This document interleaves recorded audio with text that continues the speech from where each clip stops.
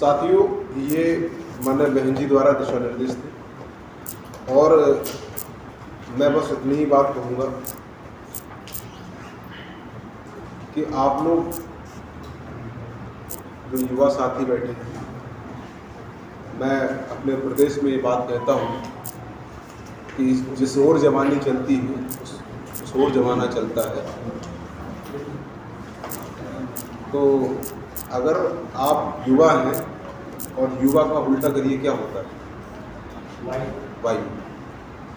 और वायु अगर धीमी धीमी चले तो बहुत अच्छी लगती है और ज़रा सी तेज़ चलने लगे तो अच्छे अच्छे बड़े बड़े भारी भारी भरकम पेड़ों को उखाड़ने का काम करना चाहिए। मैं चाहता हूँ इस अहमदनगर में वो चिंगारी पैदा हो जाए युवाओं में कि युवा इतनी तेज़ी से बहुजन समाज पार्टी के झंडे को और हाथी चुनाव को थाम ले कि बहुजन समाज पार्टी की जो रुकी हुई बात है, जो ठहरी हुई बात है, वो बहुत तेज़ी से आगे बढ़ने लगे। और मैंने जावा सिपाही इस वजह से बोला कि ये आज जो लोग उपस्थित हैं वो लोग बहुजन समाज पार्टी की निष्ठावान और ईमानदार वर्कर हैं, जिनको पार्टी मूवमेंट से लगाव है, जिनको महापुरुषों के आंदोलन से लगाव है, जिनको माननीय बहन जी के दिशा निर्देश को पालन करना है और जिनके आंखों में इस महाराष्ट्र प्रदेश में, जिनकी आंखों में ये सपना पला है कि हम महाराष्ट्र प्रदेश में अपनी सरकार बनाएंगे और हाथी सिंबल को इस महाराष्ट्र विधानसभा की सबसे टॉप के बिल्डिंग को बनाने का काम करेंगे। लेकिन बड़ी है दृष्टि के साथ मुझे बात कहना पड़ रहा है कि यहाँ से जाके आप दूध को देखा है कभी? हाँ, देख। दूध के उबाले की तरह मत हो जाना कि दूध में जो उबाला आता है तो बहुत तेजी से आता है और बहुत तेजी से बैठ जाता है। तो यहाँ से जाने के बाद अपने जोश को ठंडा नहीं होने देना। जो बातें माननीय अध्यक्ष जी ने, हमारे प्रदेश के अध्यक्ष ने कही है, जो बातें हमने कही हैं, जो बातें हमारे प्रभारी जी ने कहा है, जो बातें हमारे कालूराम जी ने कहा है, उनको अक्षर से पालन करिए और सपना सजोइए कि इस प्रदेश के अंदर हम हुक्मरान बने, शासन सत्ता हमारी हो, राजपाट हमारा हो और राजपाट होने के साथ साथ शासन प्रशासन में भी भागीदारी हमारी हो। क्या आप कभी उत्तर प्रदेश आइए, माननीय बहन जी ने 7.5 साल की सरकार में जब पहली बार माननीय बहन जी ने, अभी बता रहे थे मुझे कालूराम जी, जब मैं गेस्ट हाउस में बैठा था, कि यहाँ आए दिन बहुजन समाज के ऊपर एट्रोसिटीज होती रहती हैं, बहुजन समाज के ऊपर बहुजन समाज के ऊपर जास्तियाँ होती रहती हैं, जुल्म जास्तियाँ होती रहती हैं और उनको सुनने वाला कोई नहीं है। क्या एनसीपी का विधायक आमदार क्या आपकी बात सुनेगा?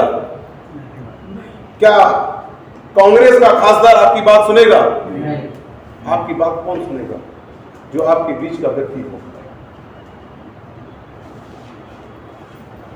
माननीय बहन जी ने जब 3 जून 1995 को उत्तर प्रदेश जैसे बड़े सूबे में बतौर मुख्यमंत्री शपथ ग्रहण की तो पत्रकारों ने पहला सवाल पूछा कि माननीय बहन जी, आपको इस प्रदेश को चलाने की रणनीति क्या होगी? तो माननीय बहन जी ने कहा कि इस प्रदेश में रहने वाले प्रत्येक नागरिक की जान माल सुरक्षा करने की व्यवस्था बहुजन समाज पार्टी की मुख्यमंत्री मायावती की होगी और 6 महीने बाद पूरे उत्तर प्रदेश से 1,44,000 गुंडों को, माफियों को प्रदेश से बाहर फेंक दिया और जिनको नहीं फेंका उनको जेल में अंदर सड़ाने का काम बहुजन समाज पार्टी की बहन कुमारी मायावती ने किया। तो एट्रोसिटी रुकना बंद हो गई, एट्रोसिटी बंद हो गई। फिर लोग अगस्त के महीने में 1995 में भारतीय जनता पार्टी के सहयोग से बसपा की सरकार चल रही थी और विश्व हिंदू परिषद ने जब धार्मिक उन्माद फैलाया जाता है तो विश्व हिंदू परिषद सबसे आगे रहता है। विश्व हिंदू परिषद ने भारतीय जनता पार्टी पर दबाव बनाया कि हमें अयोध्या में यज्ञ हवन करना है, और तो बतौर मुख्यमंत्री बहन कुमारी मायावती जी ने कहा कि पूरे अयोध्या में बैरिकेडिंग कर दो, और माननीय बहन जी ने मंच से कहा पहली सीढ़ी माफ। क्या कहा? पहली सीढ़ी माफ। मतलब पहली सीढ़ी का मतलब है अगर आप पहला हार्डल पार करते हो विश्व हिंदू परिषद के कार्यकर्तागण, तो उनको माफ कर दिया जाएगा, और अगर दूसरी सीढ़ी आप चढ़ते हो तो आपको हाफ कर दिया जाएगा। हाफ का मतलब समझ रहे हैं? प्रशासन द्वारा इतनी लाठी बरसाई गई कि भारतीय जनता पार्टी ने तत्काल प्रभाव से अपना समर्थन वापस ले लिया। लेकिन माने बहन जी, धन हो माने बहन जी, जिन्होंने प्रदेश के अंदर धार्मिक उन्माद नहीं फैलने दिया, सांप्रदायिक दंगे नहीं होने दिए, ऐसी बहन कुमारी मायावती का शासन है। क्या आप नहीं चाहते उत्तर प्रदेश की भांति महाराष्ट्र में भी बहुजन समाज पार्टी का शासन आए? जब माननीय बहन जी 7 से 12 की सरकार में, फुल फ्लेज सरकार में उत्तर प्रदेश में मुख्यमंत्री थी, तो माननीय बहन जी ने हमारे महापुरुषों का देखा हुआ सपना, आंखों से देखा हुआ सपना, उसको जीवंत करने का काम बहन कुमारी मायावती ने किया। बहन कुमारी मायावती जी ने इन 5 सालों में बहुजन समाज पार्टी के एक महापुरुष, बहुजन समाज पार्टी के एक महापुरुष के नाम पर बड़े बड़े स्मारक बनाने का काम किया। आप देखिए कभी आप, ये वही विरासत है जो सम्राट अशोक ने अपने शासनकाल में की थी। ये वही विरासत है जो माननीय बहन जी ने लखनऊ में अक्षर से उतार दिया। आप कभी देखिए आगे, आज जिन लोगों ने षड्यंत्र के तहत Bharatiya Janata party, Samajwadi party, even वहां की और भी जो लोकलाइज पार्टी है, उन्होंने किसी ने अय्यासी का अड्डा बताया, किसी ने और जरूर बातें की, लेकिन धन्य बहन कुमारी मायावती जी, जिन्होंने प्रदेश के अंदर इतने बड़े स्मारक को बना दिया, और बनाने के बाद सबसे ज्यादा रेवेन्यू जनरेट आज अंबेडकर पार्क, मानव कांसीराम साहब उपमन सबसे ज्यादा अगर रेवेन्यू जनरेट कर रही है। जहां बंबई से जाके वहां शूटिंग चलती है, वहां लाखों लाख लोग दिल्ली में लाखों लाख लोग वहां स्मृति उपवन को देखने आते हैं, वहां बनाए हुए भव्य मूर्तियों को देखने आते हैं। माननीय बहन जी ने परिवर्तन चौक बनाया तो बीजेपी की छाती पे सांप लौट गया। वो नहीं चाहते हैं कि प्रदेश और देश के अंदर सामाजिक परिवर्तन हो। वो नहीं चाहते हैं कि इस देश में समता, स्वतंत्रता और बंधुता का राज कायम हो। जब माननीय बहन जी इन पार्कों को बनाती हैं तो माननीय बहन जी के दिमाग में एक बात और आती है कि इन पार्कों का रखरखाव, इनमें जो कर्मचारी लगाए जाएंगे, तो उन कर्मचारियों को लगाने के लिए माननीय बहन जी ने अलग से विभाग रातों रात बनाया। और आज तक के इतिहास में, भारत के इतिहास में सबसे ज्यादा बैकलॉग की वैकेंसी निकालकर ये प्रदेश में और देश में रिकॉर्ड कायम कर दिया कि उत्तर प्रदेश में जब बहन कुमारी मायावती की सरकार रहती है तो रिकॉर्ड तोड़ 1,83,000 वैकेंसी निकालने का काम अंबेडकर जो भारत बने हैं उनमें लगाने का काम बहन कुमारी मायावती ने। माननीय बहन कुमारी मायावती जी ने जब प्रदेश में शासन कर रही थी तो बहन कुमारी मायावती की सोच देखिए आप। फिर माननीय बहन जी ने देखा कि हमारे जो कार्डर बेस कार्यकर्ता है, कार्डर बेस वर्कर है, उनकी पीढ़ी पूरी मुस्लिम मूवमेंट को चलाने में निकल गई, लेकिन बहन कुमारी मायावती ने इस चीज़ को विशेष ध्यान दिया और विशेष ध्यान देते हुए 6 लाख वैकेंसी, आप नोट करते जाइए, ये रिकॉर्ड बात कर रहा हूं, 6 लाख वैकेंसी सफाई कर्मी की निकालकर इस प्रदेश में दलित समाज में और बहुजन समाज में और बहुजन समाज पार्टी के कार्यकर्ताओं को, के बच्चों को नौकरी देने का काम किया।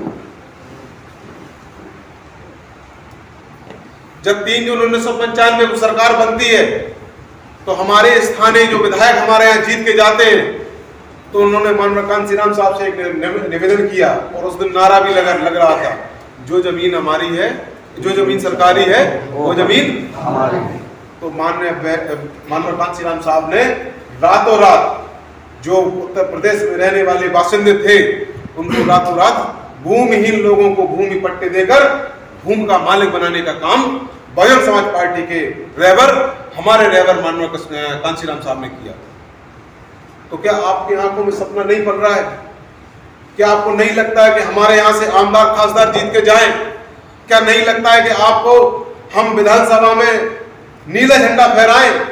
क्या नहीं लगता आपको कि बहुजन समाज पार्टी का यहाँ मुख्यमंत्री बने और मुख्यमंत्री बनके बहुजन समाज पार्टी के जो वर्कर हैं, जो कार्यकर्ता है, सिपाही है, जो लेफ्टिनेंट्स हैं, उनके बच्चों को रोजगार मिलने का काम हो, नौकरी मिलने का काम हो।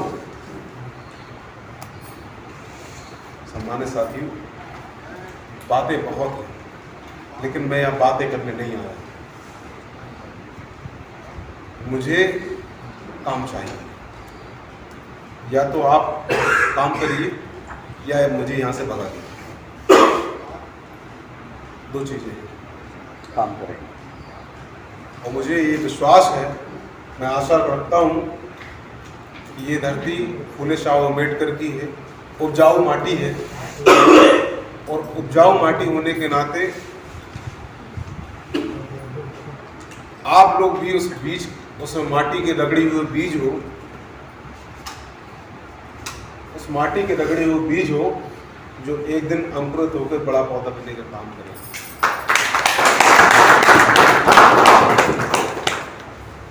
भूखे पेट तो है सभी, फिर कैसी मजबूरी है, ये वर्तमान स्थिति है, हालात है महाराष्ट्र के, और गले कटवा कर भी न रोना, ये कैसी मजबूरी है। होते माननीय कांशीराम साहब तो कहते बसपा कल भी जरूरी थी और आज भी जरूरी है। ये ताली बजाने का विषय का बात है, ताली बजाने का विषय नहीं है, बहुत गंभीर था, बहुत दृढ़ था। आप सोचिए, एक पीढ़ी निकल गई।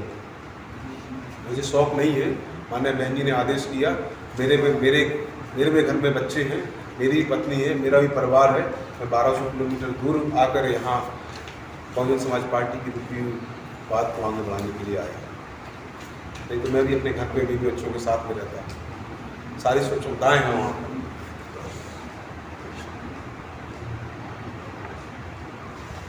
सम्मानित साथियों, दिल में जज्बा पैदा कर लीजिए, आग लगनी चाहिए, तेरे सीने में नहीं तो मेरे सीने में लगनी चाहिए, समझ रहे, आग लगनी चाहिए। तो मैं अब अगली बार आपके बीच में रहूँगा और आशा और विश्वास है बहुत, और मैं माने बहन जी का संदेश लेके अपनी आंखों में विजन लेके आया, सपना संजोकर आया हूँ, और जो मेरी दिमाग में, मस्तिष्क में जो छवि बनी है महाराष्ट्र की, तो महाराष्ट्र के, मैं तो बार बार प्रणाम करता हूँ, बार बार वंदन करता हूँ ऐसे लोगों का जो महाराष्ट्र जैसे पावन धरती पे रहते हैं। और अभी मैं बीच में आ रहा था तो साहब ने मुझे बताया कि ये चलवारी जी ने बताया कि मैंने केवल नाम सुना था भीमा कोरेगांव, उस स्तंभ को देखते आया हूँ तो मेरे रोंगटे खड़े हो गए, मेरे रोंगटे खड़े हो गए कि मैंने केवल नाम सुना था। उस नदी को जब मैंने पार किया तो पूरे शरीर में एकदम उबाल सा आया, यहाँ हमारे पूर्वज यहाँ लड़े थे।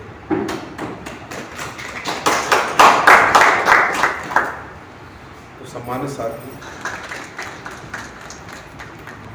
मिशन को धोखा नहीं देना।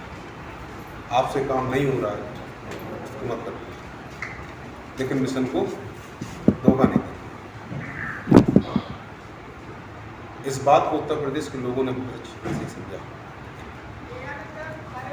बाबा साहब ने रोती हुई, बिलखती हुई आवाज में और नंगी आंखों में आंसू लेकर बोला था आगरा में, ये मेरे बहुजन समाज के लोगों, अगर आप इस मिशन को आगे न ले जा सके तो पीछे ले जाने का भी काम करें। और तो हम तो उस विचारधारा के पोषक हैं। मैंने बाबा साहब को नहीं देखा, मैंने कांचीराम साहब को नहीं देखा, लेकिन मैंने कांचीराम साहब को पढ़ा, बाबा साहब को पढ़ा है। मेरे दिल में वो आग है। मैं चाहता हूं कि पूरे देश के अंदर बहुजन समाज पार्टी का झंडा फहराए, पूरे देश के अंदर हाथी दौड़ता हुआ दिल्ली को पहुंचे। उस देश की भावी प्रधानमंत्री बहन कुमारी मायावती को यहाँ पर से सपना देखना चाहता हूँ। इन्हीं सब बातों के साथ में एक नारा बुलंद करिए, भारत की मजबूरी है, बहन मायावती जरूरी है, और देश का पीएम कैसा हो, बहन मायावती जैसा हो। भारत की मजबूरी है, बहन की जरूरी है, भारत की मजबूरी है, बहन की जरूरी है।